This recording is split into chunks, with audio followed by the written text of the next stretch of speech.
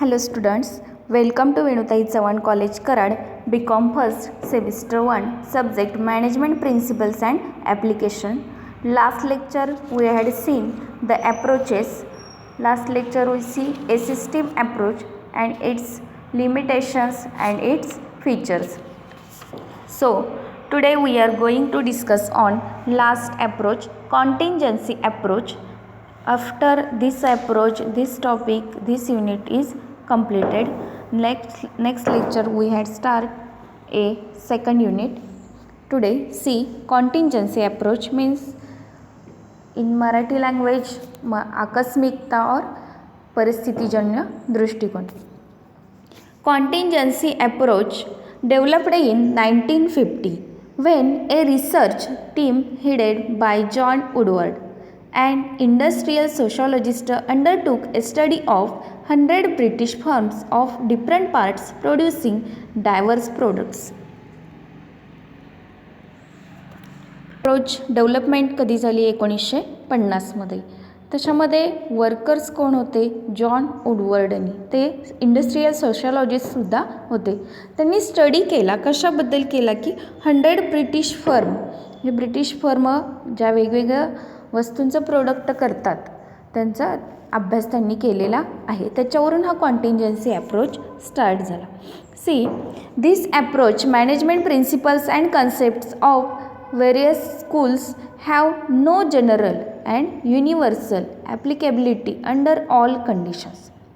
In other words, there is no single best way of doing things under all conditions. Managerial methods and techniques which are highly effective in one situation may not be effective in other situation.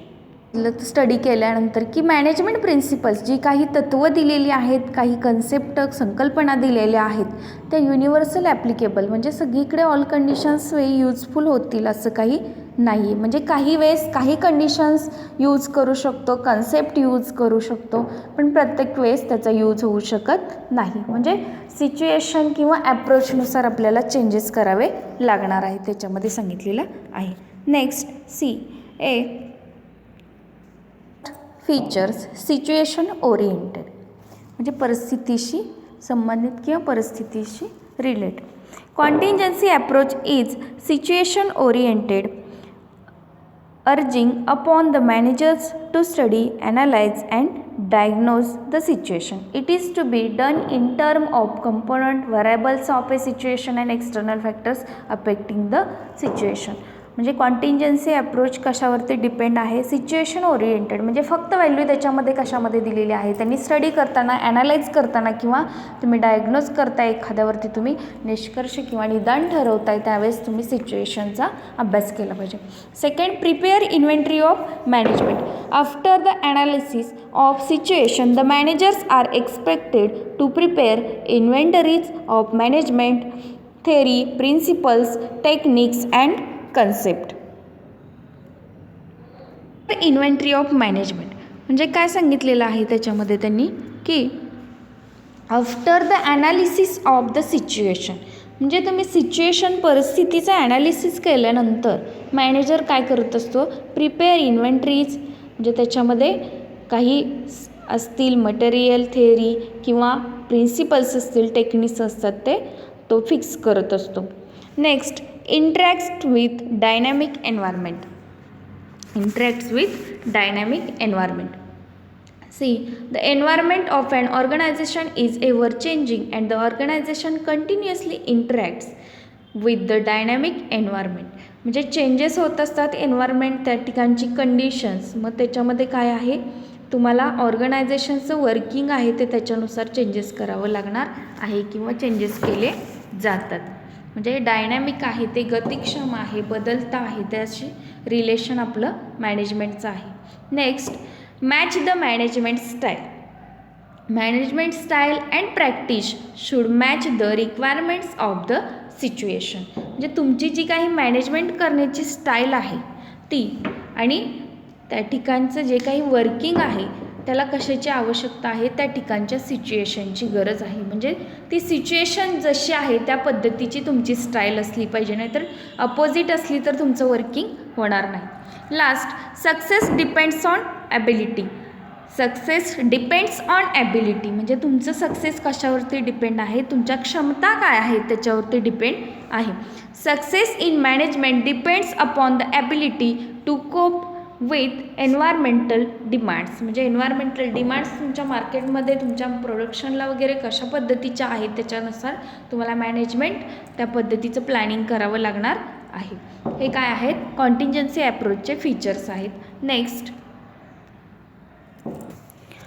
Next see limitations of contingency approach. म्हणजे काही features दिलेले आहेत, त्याचे implications आहेत, त्याच पद्धतीने काही वेळेस लिमिटेशन्स येतात कॉन्टिंजन्सी ॲप्रोचमध्ये. Inadequate literature, अपुरेपणा.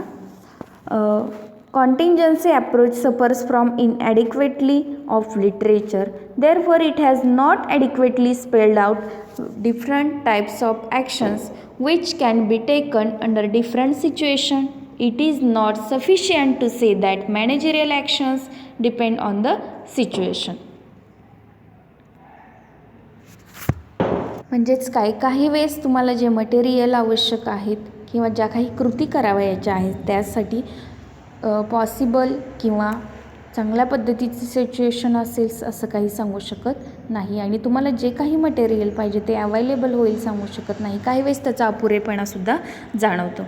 Second C complex. The suggestion of this approach is very simple, that is, managers should do according to the need of the situation. म्हणजे मॅनेजरला आवश्यकता आहे सिच्युएशन कशी आहे त्याच्यावरती मॅनेजमेंट करण्याची, पण काही वेळेस ही कंडिशन गुंतागुंतीची होऊ शकते. However, when put into practice, this becomes very complex. Determination of situation in which managerial action is to be taken involves analysis of large number of variables. म्हणजे तुम्ही फक्त सिच्युएशन इन फ्युचरचा विचार करत बसला तर तुम्ही कंप्लीट मॅनेजमेंट करू शकत नाही, किंवा तशा पद्धतीचा मॅनेजर त्या ठिकाणी आवश्यक आहे की तो सिच्युएशन ओरिएंटेड असला पाहिजे किंवा सिच्युएशन जशी क्रिएट होईल त्या पद्धतीने लगेच डिसिजन घेता आला पाहिजे. पण लार्ज नंबर ज्या ठिकाणी मोठ्या प्रमाणातील काहीतरी डिसिजन होत असतात त्यावेळेस सिच्युएशनचा फक्त विचार करून चालत नाही, काही वेळेस सिच्युएशन क्रिएट करावी लागते ज्याच्यातून प्रॉफिट होईल. Next difficult empirical testing. Contingency approach being complex present problems in testing the precepts of the theory. For empirical testing of a theory, it is necessary that some methodology is available.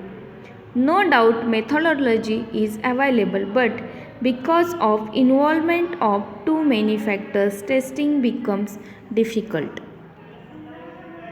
Empirical testing म्हणजे काही वेळेस तुम्ही प्रायोगिक म्हणजे प्रत्यक्ष कृती करता त्यावेळेस तुम्हाला काही मेथड आहेत त्याचं सिलेक्शन जे केलेलं आहे त्याच्यामध्ये डाऊट्स क्रिएट होऊ शकतात किंवा त्या डाऊट्समुळे तुम्ही तुमचं वर्किंग कंप्लीट करू शकत नाही. म्हणजे ती मेथड टेस्ट करत असताना काही वेळेस प्रॉब्लेम्स क्रिएट होऊ शकतात किंवा ते वर्किंग आहे ते थोडं डिफिकल्ट असण्याची शक्यता आहे. म्हणून कॉन्टिंजन्सी अप्रोच फुल टाईम यूजफुल होऊ शकत नाही. म्हणजे फर्स्ट टाईम त्यांनी काय केलं की बिहेवियरल ॲप्रोच सिस्टीम ॲप्रोच आणलेले होते, त्याच्यानंतर त्यांनी एक न्यू ॲप्रोच म्हणून कॉन्टिंजन्सी ॲप्रोच आणला की त्याच्यामध्ये फक्त सिच्युएशनला व्हॅल्यू दिलेली आहे. म्हणजे सिच्युएशन जशी क्रिएट होईल त्याच्यानुसार मॅनेजमेंट करायचं आहे.